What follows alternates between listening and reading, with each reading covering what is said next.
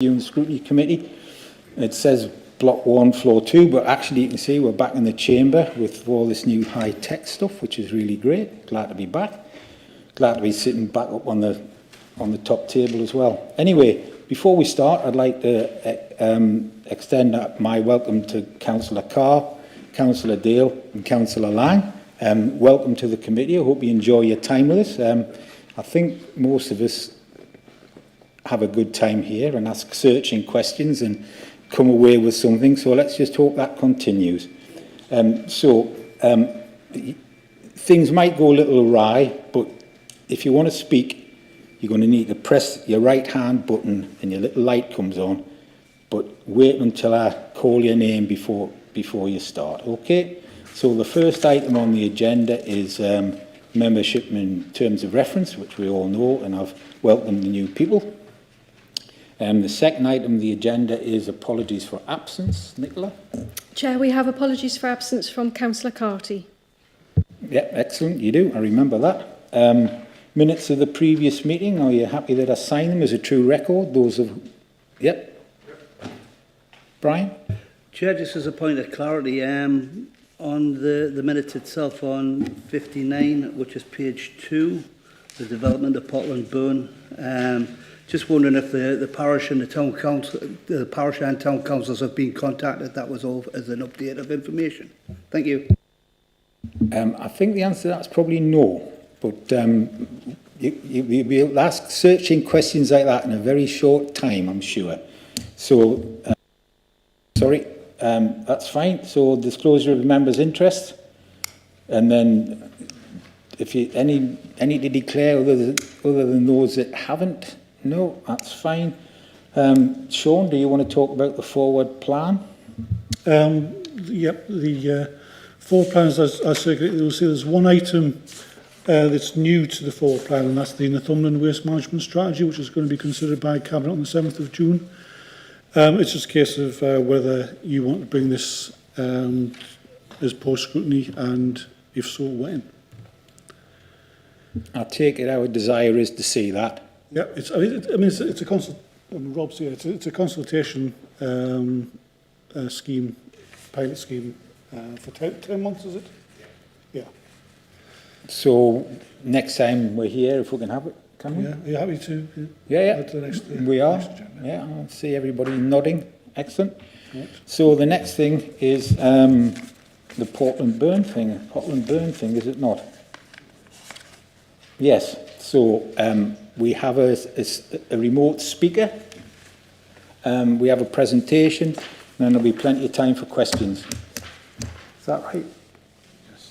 Right. Oh, there. Here, the man himself. Excellent. Great, thank you. I'll just share my screen.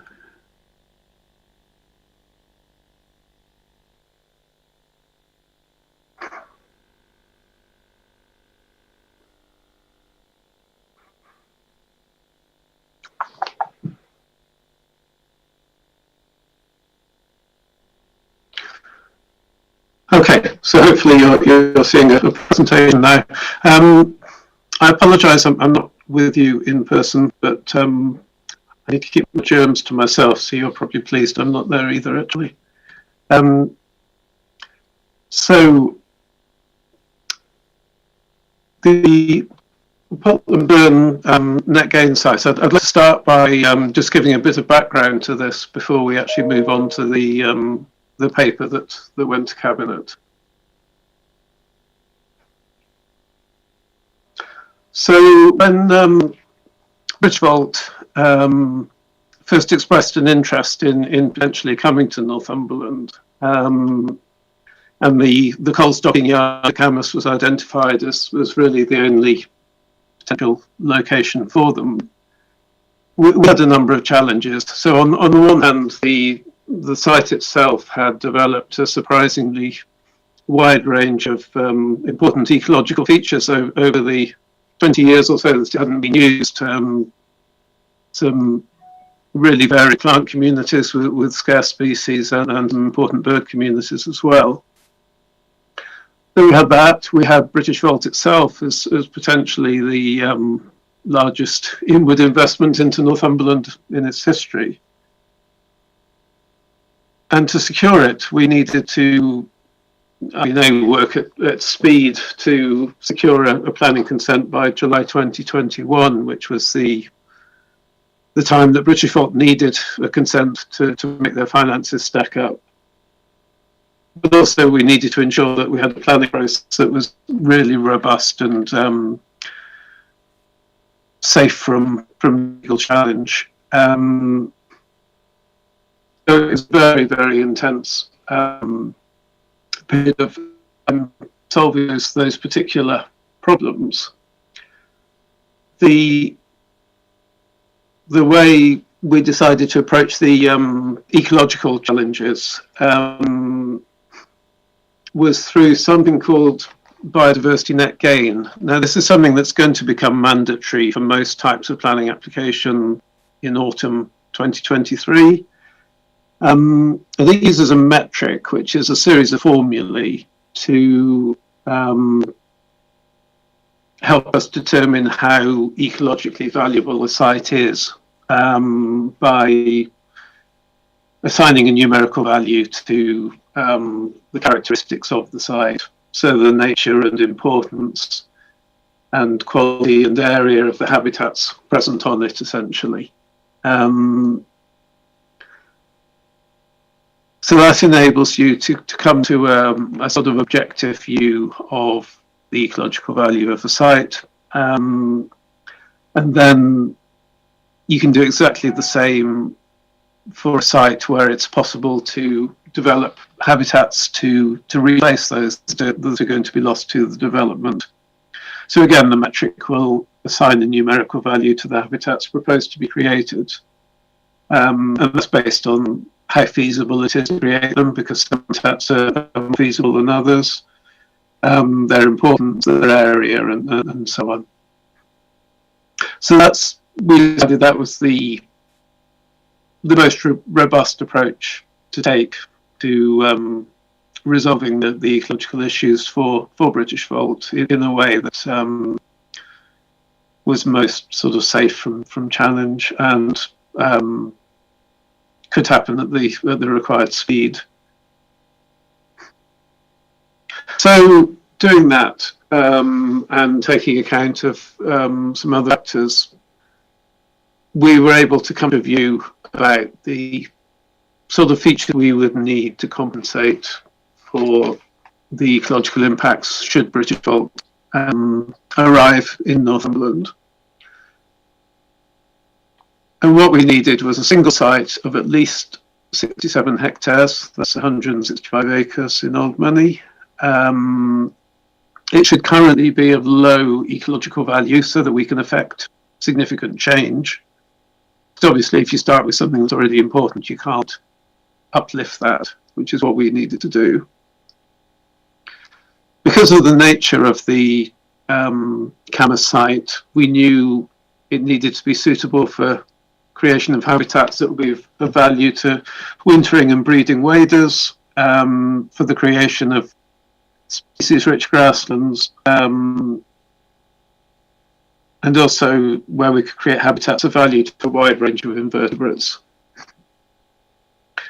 Given the timescales we had to work with, it needed to be in either county council ownership or capable of being secured by legal agreement immediately. There wasn't time for extensive negotiations with the third party about possible other sites. And it needed to be available for habitat creation work to be started on commencement of development. So the way the legal agreement with Britishvolt is structured, they're able to proceed with the sort of pre-commencement land clearance works they're doing at the moment, but they have to start paying us for the habitat creation works prior to formally commencing development.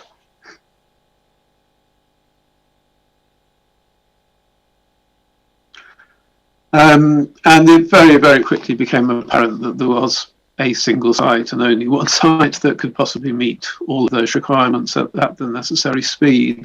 So this is the Potland Burn former surface mine. So just to orientate you, the Longhurst Lane is here. The Ellington Road runs upside here, and the Ellington Road landfill site is there. And then that's Ashington below. The site had recently been restored after surface mining, so the vast majority of it simply at the moment is sown with a temporary grass mix. So an ideal sort of blank canvas for this sort of work. The area behind this blue line is the area where now in total that's about 130 hectares. There's about 30 hectares of habitat that's been created already, either woodland or wetlands, which are these green and yellow areas you can see. But the vast majority, about 100 hectares, is just this temporary grass mix. Now, because this approach to compensatory habitat creation is becoming mandatory, we know we're going to need more land than just British Vault because we need to accommodate supply chain industries as they come in. So hence, we've got about 100 hectares and 67 of those will be allocated to British Vault. The remainder will be available for other employment sites. So that's the site. So in terms of progress and next steps, so the need for Potland Burn was identified in the Planning Officer's report to committee and discussed at Planning Committee in July 2021. The funding secured as part of the legal agreement with British Vault. As I say, funding hasn't been paid yet. It's expected shortly when formal commencement of development begins. Once that funding is secured, then we can recruit an officer to lead on this project, and work on site can commence. There'll be some really good opportunities for community involvement. So there are statutory footpaths on the site, but there'll be the opportunity to create more of a sort of enhanced rights of way network on the site. There'll be the opportunity for things like friends of groups, guided walks and events, volunteering opportunities. Much has been done, similar to has been done at Ashington Community Woodlands, which is just across the road from it.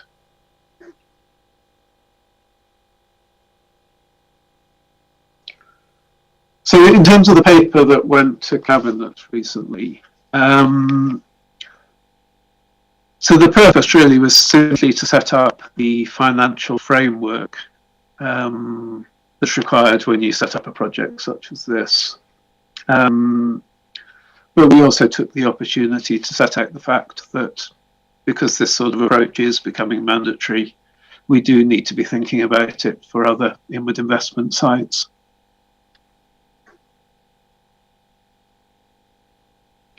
And the recommendations you'll be familiar with. So 4 of the 5 of them were simply about creating the necessary financial framework for the project in preparation for receiving the first tranche of money from British Vault. And the 5th one was just noting the fact that this isn't going to be a one-off. This is going to become commonplace for us as net gain becomes mandatory. So that's the presentation. I hope that provides some useful background. So I'll stop sharing my screen and happy to take questions. Okay, David, thanks for that. Questions, anybody? Councillor Morfitt and then Councillor Dodd. Thanks for your presentation, David. I just was wondering if you could clarify, will Biodiversity Net Gain become mandatory for developments which are granted planning permission after autumn 2023, or is it dependent on when the development starts or finishes? And then following on from that, it's interesting that British Vault, that you're using Biodiversity Net Gain for British Vault before it's become mandatory. So why is that? Is that just purely because it's so big and because of the things you told us about, like the urgency of the application? Okay, thank you. So it becomes mandatory in autumn 23. So that'll be for applications that are determined after a date which government has yet to give us sometime in autumn 23. So yes, it'll be the determination date of the application that is the trigger.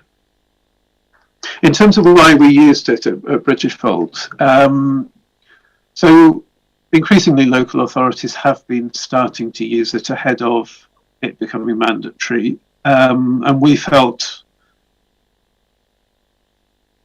there were some really quite significant ecological features at the stocking yard. So it is a site where it was appropriate to ensure that there was good compensation for those. And because the metric had become available, that seemed the most robust and transparent way of doing that. So that's why we decided to use it in this case. Okay, Rob, did you want to interject there before I ring Councillor Dodd in, or do you want to wait? No, could I add on something here? This is a really important point. And I won't actually talk about ecology in this answer, in that the British Vault scheme was regarded as the first significant part of a strategy for industrial renaissance in the southeast of the county to do with the new green environment industry. And for very large inward investments like British Vault, already they are talking about slightly amending the scheme to reflect new contractual arrangements they've got with the firms they will be delivering their products to. And for a firm of that size, it won't just be a case of granting one planning permission, then they'll be there. They will be probably having constant expansion, constant change.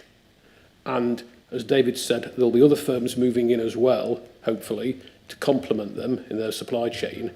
And we wanted, from an economic perspective, to avoid the situation of everything having to pause when this new requirement came in, and this being a barrier to inward investment.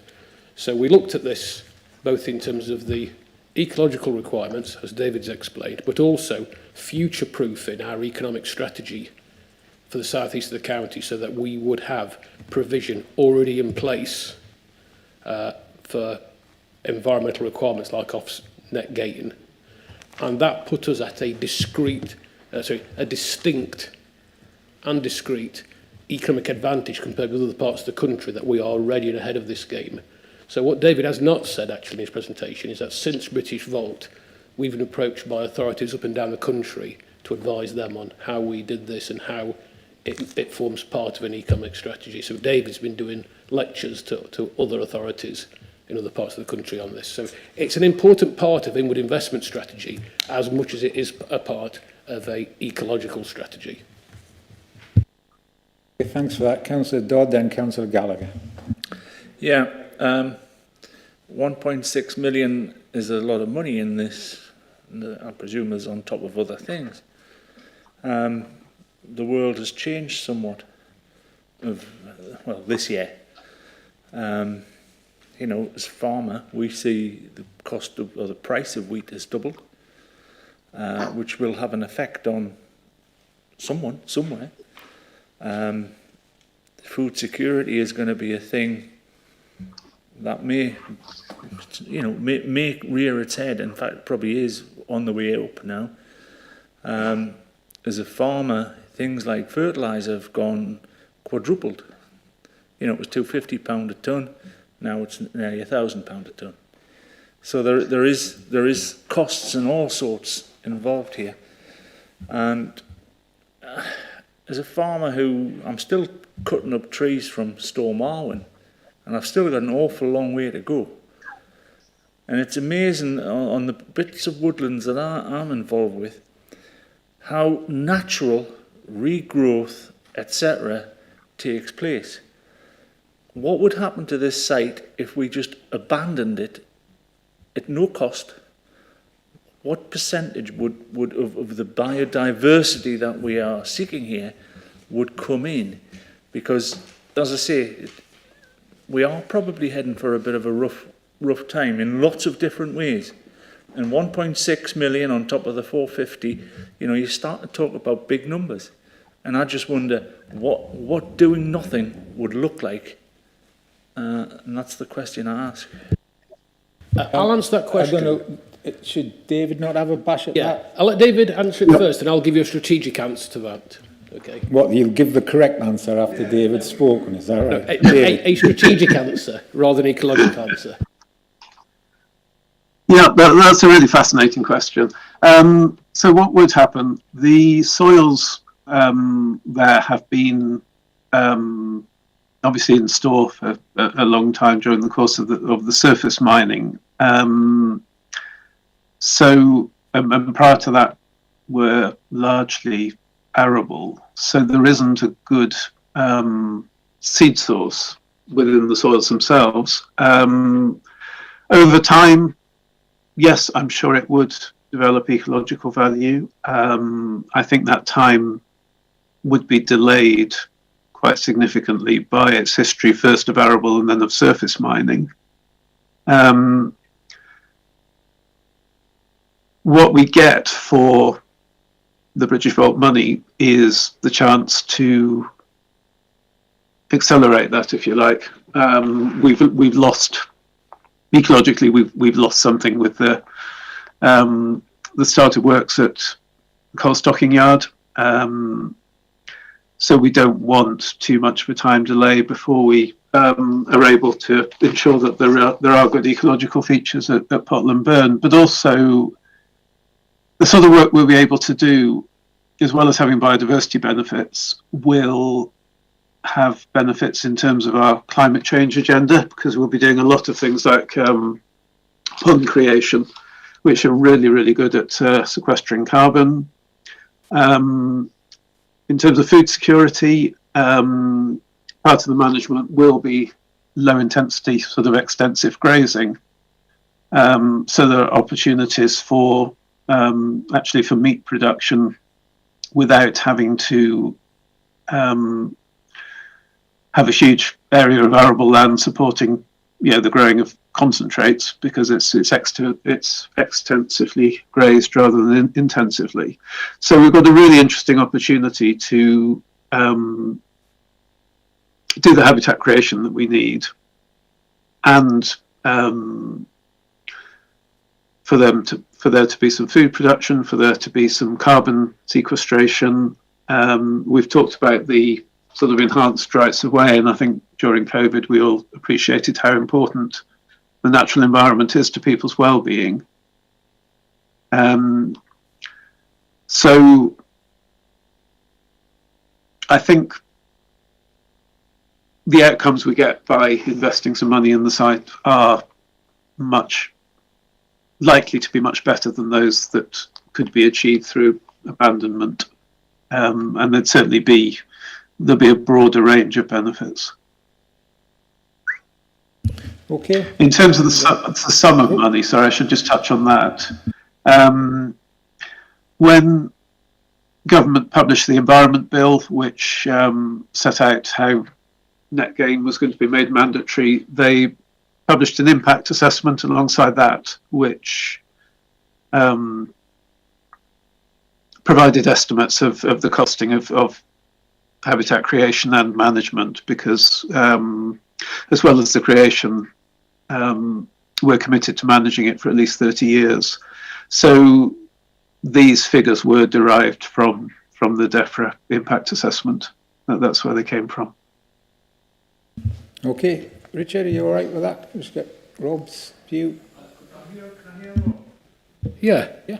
And I think we need to take a step back from this and ask ourselves why the government felt it necessary to introduce the biodiversity net gain requirements. And that is because this country has suffered a degradation in ecological quality for several generations. It is reaching the stage, by any objective viewpoint, that the damage to the ecology, be they birds, wildlife, whatever, is reaching a crisis point, and this is a big step government takes that we need to arrest this. So what they are saying effectively, in a nuts and bolts term, is that when you look at large planning decisions and you make sure that the highway impact is acceptable, and you spend money to put that right if necessary, if the drainage and flood risk issue is significant and needs money spent on it, you spend money on it, and if there is ecological impact, you also place significant importance to that. And the legislation makes that really clear, that gone are the days when we can conveniently not worry about ecology for commercial expediency. Okay. Okay, Richard? Quick calculation, 167 acres. 167 acres. That kind of money is £10,000 a year. Which is on the high side if you were buying agricultural land. And I just wonder if, and I hear what you say, but for everybody that doesn't step into the countryside, I live in it. You could say, right, let's put a few shelter belts in, you could put some big hedgerows, you could plant, make a few ponds, etc., and still have room for both farming and nature. The same nature that goes on all over the place, and still have a value. But in this moment in time, I've got to say I grumble at some of this because I think it's over the top on what is going on, when what does happen out there would happen naturally with some caveats put in, and you'd still, because remember that was agricultural land that did have some diversity, but I agree that arable land cleanses things out a bit, but that could make a nice little farm stroke usable area that would produce something and pay something rather than cost of something, because this 1.6 million will not stop there. The maintenance, etc. Farmers have been doing this in this land for decades, if not centuries, and I just think that maybe we need to think, because grain and food are going to be more important than a lot of things. It's not like you, Councillor Dodd, to be grumpy. Like you. No. Can I clarify a point, Chair? Yeah, go on. It's tough, but the cost includes the maintenance and aftercare costs for the full 30-year period. So it's an all-inclusive cost of establishment and maintenance. It's both interesting we're talking about Potland Burn and British Volt as an example for biodiversity net gain, but it is probably not going to be a representative example, I would say, though, because the British Volt scheme not only was the largest planning application this authority has ever dealt with, it represents the construction of one of the largest buildings in the world ever, full stop. Okay, so the scale of the ecological offsetting requirements were such that a fairly major step was required to be taken. Clearly, and this is the point for the future, when biodiversity net gain applies to virtually every planning application you see coming through the books, and we're dealing with 6,200 at the moment, that most of the net gain requirements will be for much smaller or cumulative pot approaches. British Volt is highly unusual, and it required highly unusual steps to future-proof it and to allow, this is a key point, to allow us to offer easy landings for inward investors in the framework of this becoming fairly onerous legislation, from the 23 start point. Thank you. I've got Councillor Gallagher, Councillor Castle, Councillor Deal. Thank you very much, Chair. Unlike my colleague, I'm not grumbling. I welcome this policy to come forward. I do have a few concerns around how we are and how it's getting to where we are. I welcome British Volt. I welcome the investment in the area. And I also welcome the start of businesses that will come on the back of this particular project. As it's been explained, you know, funding and money is a step-by-step stage on this. So you've got money coming through for year 1, year 2, running up to probably about a 30-year plan. That plan, I think Northumberland County Council were very lucky that we had somewhere where we could fit that kind of funding in and deliver what the government require. Mainly because of the businesses that were there prior on the restoration of the land, they fell short of what their promises were. So, you know, we welcome that. As I said about the minutes prior, I would like to think we could take the local parishes and town councils, i.e. Pegswood and Ashton, along with the plan. It was a bit of an emergency to get things together, and I think we've openly all agreed around that. And this fits in for this particular plan. But we've discussed about, you know, new businesses, new startup businesses. I think you have not to forget about Sleepburn, where the site's going to be, and the dunes along there, so that any future investments around this particular schemes, we should be looking at them as well as an overflow. It's not the site itself, as I understand it, and spoken to the officers, it'll not be it's a single site, but it'll have different options around that site for the different things that will be there. So I think that Rob's answered most of my questions in his briefing, so I'll just leave it there. But I welcome the business, but I do think we should take the community and the local councillors along with us. So thank you very much for that, Chair. Yeah, I wouldn't disagree with that. Councillor Castle, then Councillor Deal. Yes, thank you. I'm just curious about the Advanced Northumberland being a party to the 106 agreement. I wonder, are they being paid as a result? If we were, and it looks as though we are intending to take over ownership and management of the site, how does that affect the relationship with Advanced Northumberland and its present ownership? I'm just curious how that's going to work. Well, I can probably answer that. At some point, I was going to just remind you all that I am a director of Advanced Northumberland, but I don't need to declare an interest because all of this is done, and I wasn't part of the arrangements for this. Advanced owned all of that site and a bit more, and the council bought this bit off it. And it was fortunate that we owned it at the time, because it was just a simple. And it was properly paid for. The council didn't get it for free. It was paid for at the going rate. So the land belongs to the county council and will be managed using the money that the British Volt is going to give us. Right, I think I've got that, but they're party to the 106 agreement. That's just what I'm not quite so clear about, Advance. But you're telling me that the land's actually owned by the county council? But I shall let Rob clarify. Yeah. Yeah.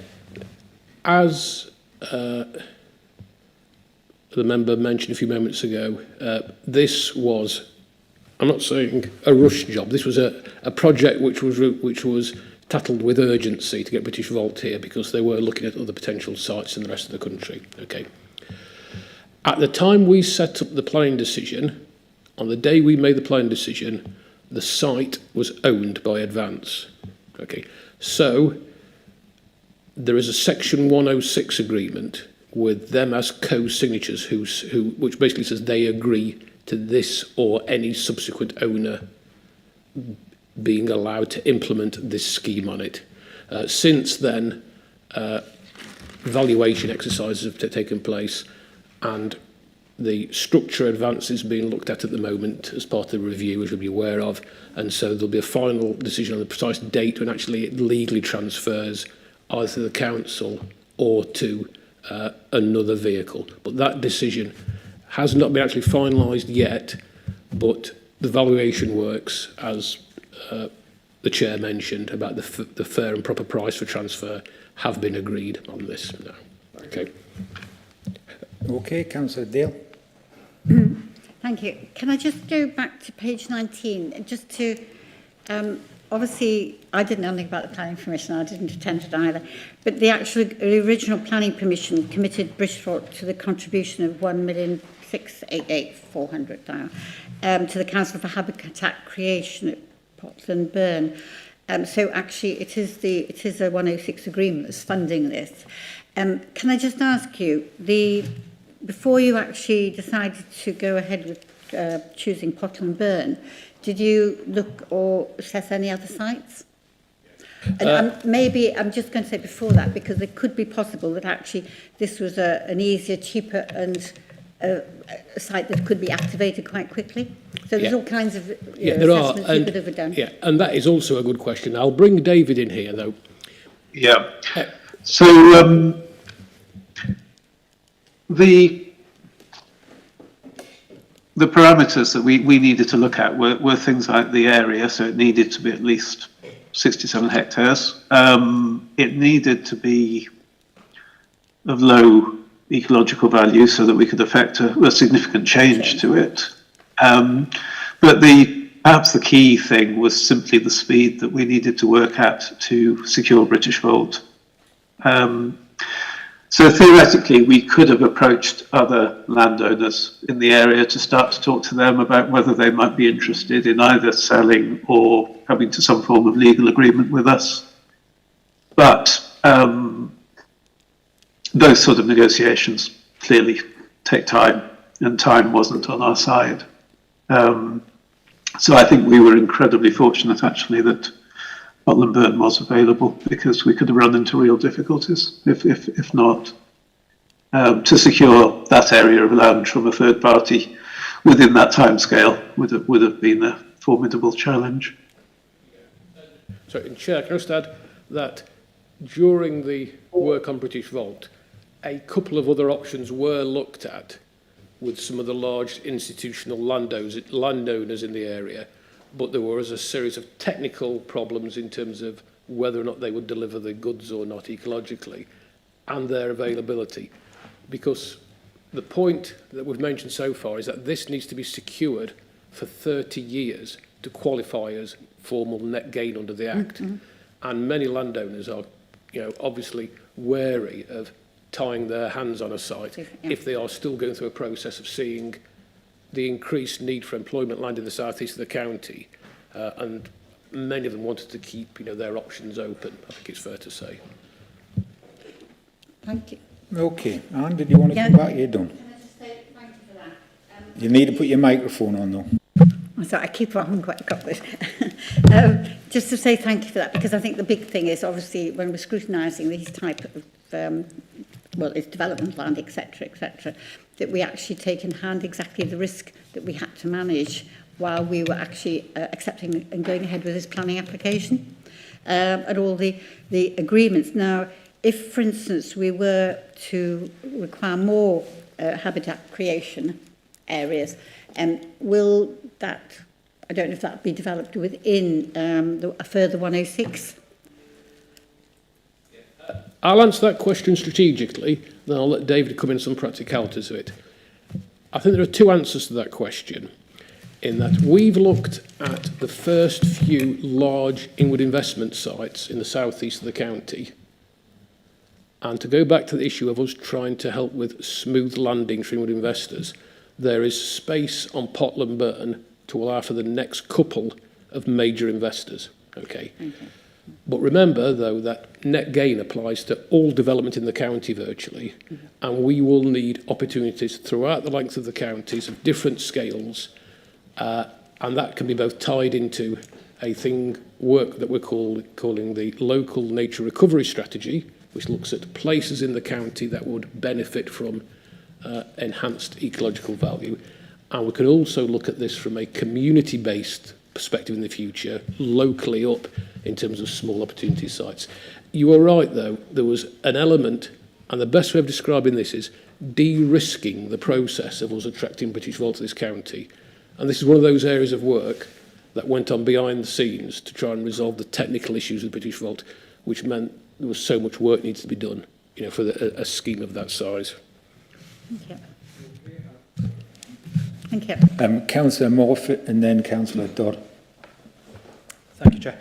I've got a question about something I read on page 19, but first of all, I'd also like to just say that I thought Councillor Dodd raised a really interesting point about abandonment of land.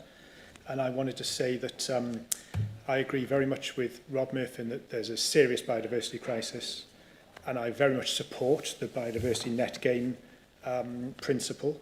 But I am also wondering whether maybe Northumberland County Council could look at using the principle of abandonment of land for the benefit of nature as a way to make the biodiversity net gain money go further in the future.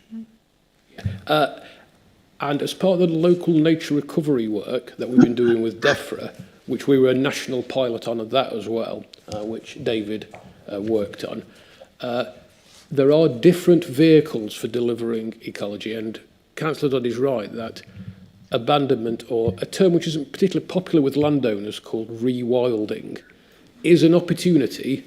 But I'd like David just to comment, if he could do, if he's still there, briefly on the range of opportunities for the future that net gain could form part of a wider local nature recovery strategy.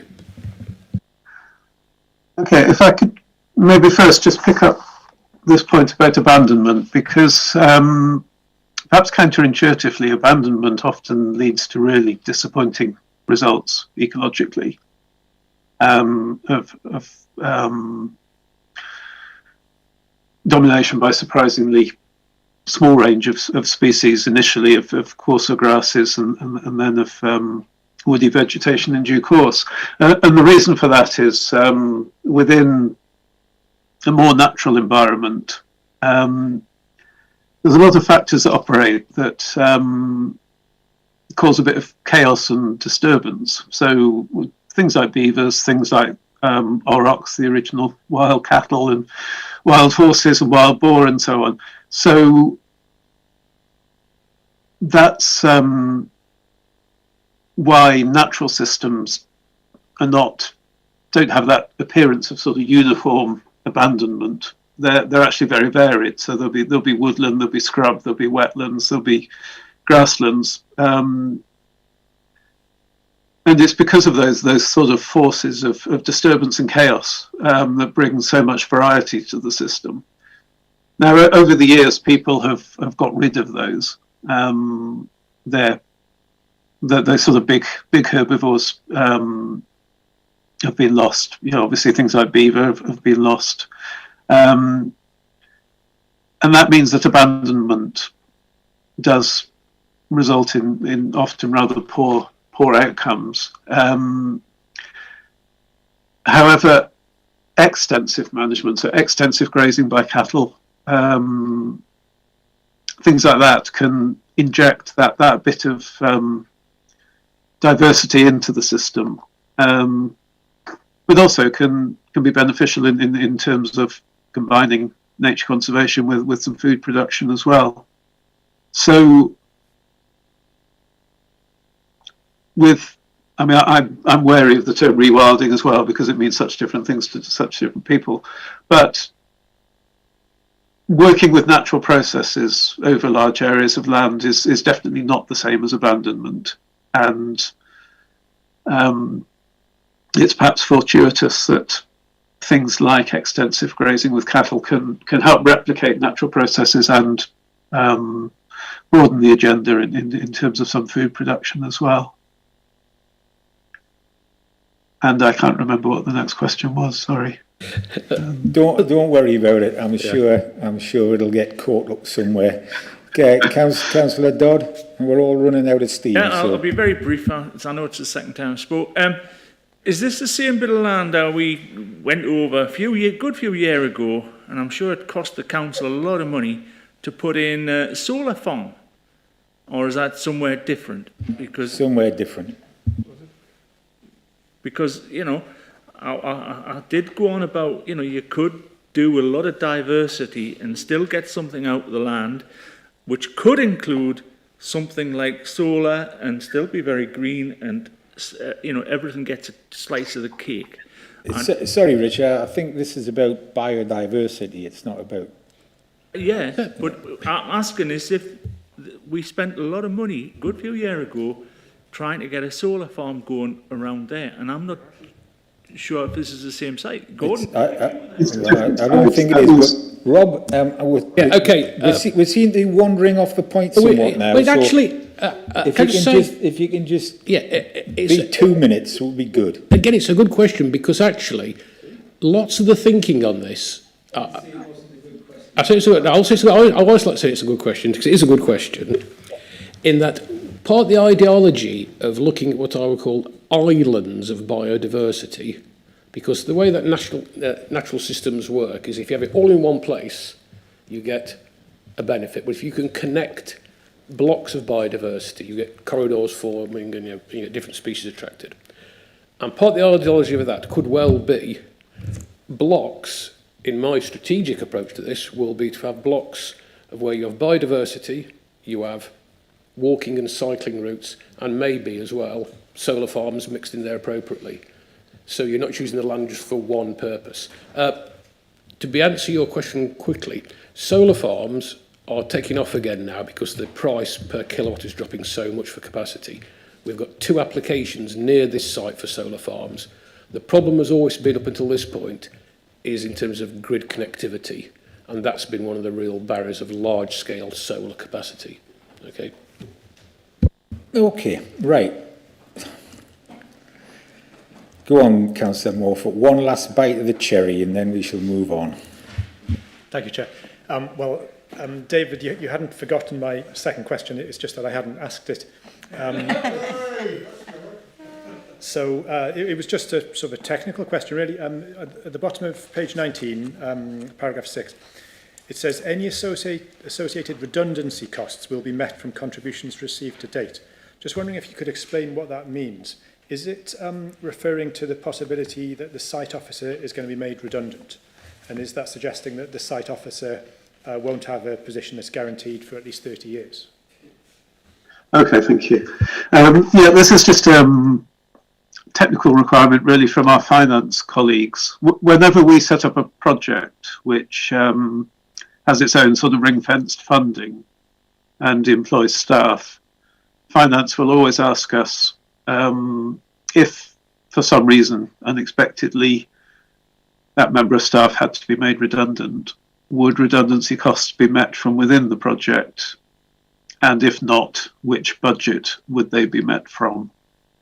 So that's simply saying if, and we don't, it's not a situation we envisage at all, but if it should happen, then redundancy costs would be met from within this budget rather than falling on somebody else's budget. Thank you very much. Okay then, right. I'm not sure we've actually done what we should have done with this, but never mind. It's been an interesting conversation. So I shall just draw it to a close, and I think we're quite happy with the recommendations, but I would like to think that this conversation could be repeated somewhere. The local Ashington Blythe Lac would be a good place for this to go next. I also think that the parish council should certainly have a proper discussion. I guess it'll just be Pegswood in Ashington, yeah.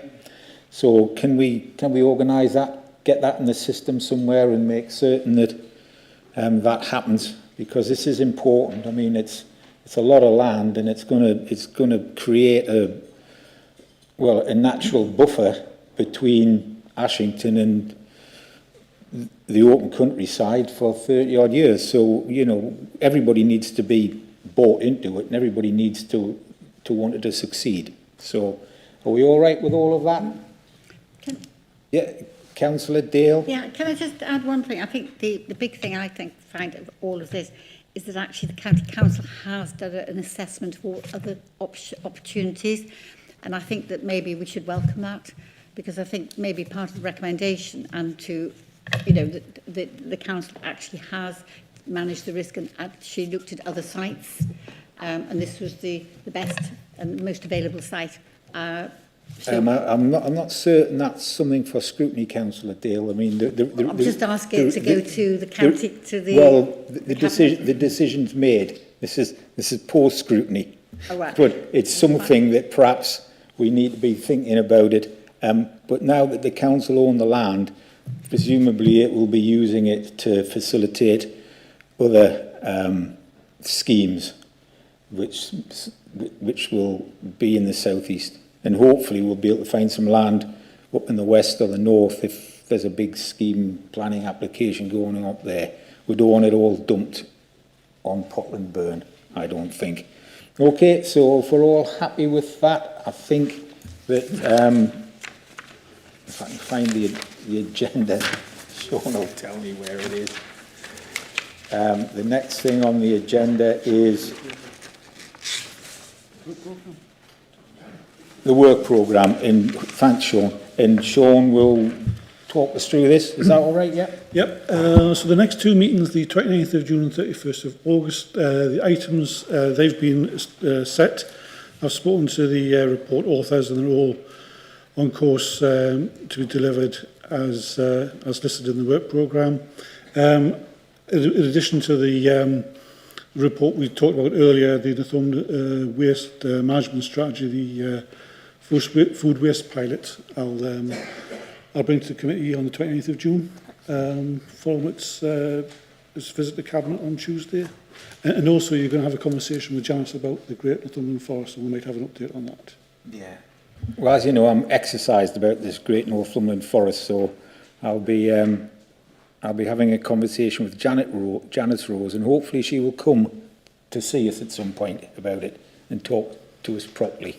I think I'm winding up. If anybody wants to say anything desperate, then I'll let them speak. But if it's just a comment, then I'm not going to. Something desperate, Councillor Morford. Go on then. It's a very valid question. When are we expecting the tree and woodland strategy to come to scrutiny? Very, very good question. Because there's lots of reasons why we need it to come soon. Climate change, ash dieback, Storm Arwen, and question marks over the Great Northumberland Forest.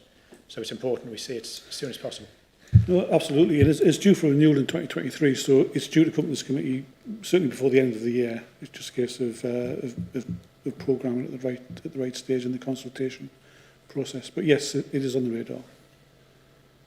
Thanks for that. Councillor Gallagher?